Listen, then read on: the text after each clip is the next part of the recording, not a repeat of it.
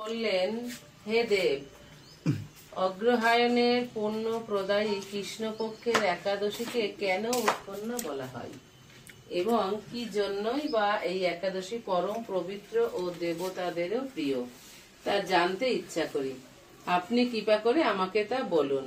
শ্রী ভগবান বললেন, হে পৃথাপুত্র, পূর্বে সত্যযুগে মূঢ় নামে এক দানব ছিল।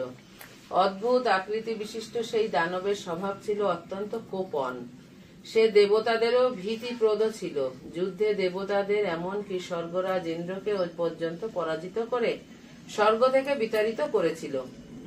এইভাবে দেবতারা পৃথিবীতে বিচরণ করতে বাধ্য হয়েছিল। তখন দেবতারা মহাদেবের কাছে গিয়ে নিজেদের সমস্ত দুঃখ সবিস্তারে জানালেন। শুনে মহাদেব বললেন, হে দেবরাজ, যেখানে শরণাগত বৎসল জগন্নাথ গরুধ্বজ বিরাজ করছেন, তোমরা সেখানে যাও। তিনি আশ্রিতদের পরিত্রাণকারী। তিনি নিশ্চয়ই তোমাদের সকল মঙ্গল বিধান করবেন। দেবাদিদেবের কথা মতো দেবরাজ ইন্দ্র দেবতাদের নিয়ে ক্ষীর সমুদ্রের তীরে গমন করলেন। জলে শায়িত শ্রী বিষ্ণুকে দর্শন করে দেবতারা হাত জোর করে তার স্তব করতে লাগলেন। স্বস্তির মাধ্যমে নিজ নিজ দৈন্য ও দুঃখের কথা তারা ভগবানকে জানালেন। ইন্দ্রের কথা শুনে ভগবান নারায়ণ বললেন, হে ইন্দ্র, সেই মূঢ় দানব কি রকম, সে কেমন শক্তিশালী তা আমায় বলো।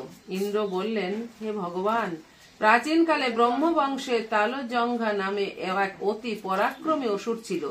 তারই পুত্র সেই মূঢ় অত্যন্ত বলশালী, ভীষণ উৎকট ও দেবতাদেরও ভয় উৎপাদনকারী। সে চন্দ্রাবতী নামে এক পুরীতে বাস করে। স্বর্গ থেকে আমাদের বিতাড়িত করে তার স্বজাতি কাউকে রাজা, কাউকে অন্যান্য দিকপাল রূপে প্রতিষ্ঠিত করে। এখন সে দেবলোক সম্পূর্ণ অধিকার করেছে।